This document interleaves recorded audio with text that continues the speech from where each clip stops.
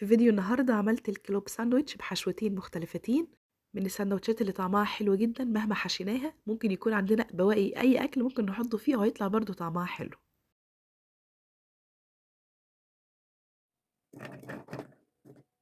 علشان أعمل الفراخ البانيه ضربت في الكبة بصل وفلفل وضفت عليهم التوابل ملح وفلفل أسود وتوابل فراخ وبابريكا وعصير ليمون.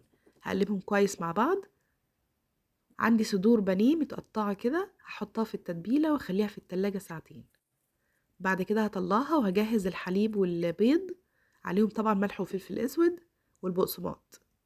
هنعمل البانيه بالطريقة العادية خالص ونضغط عليه كده كويس وهنسيبه برضو في التلاجة شوية علشان يتماسك قبل ما نقليه.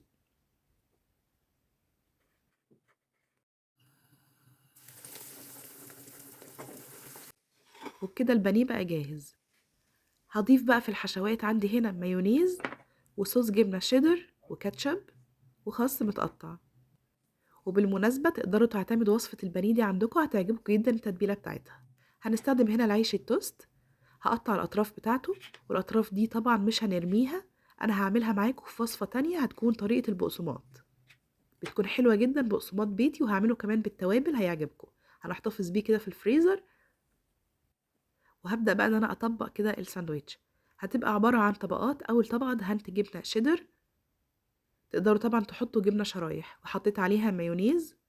في الساندويتش ده المايونيز اساسي وكمان الخس، طبعا ده خس كابوتشا. ضفت تاني طبقة هتكون الفراخ البانيه، هقطعها كده على قد الساندويتش وهحط كاتشب في الطبقة دي. هو هيكون على العموم التوتال 4 طبقات.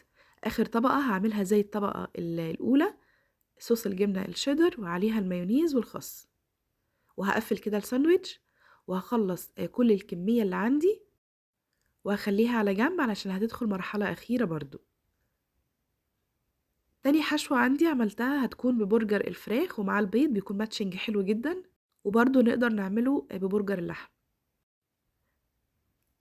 عملت أول طبقة برضو جبنة شيدر والمايونيز والخس.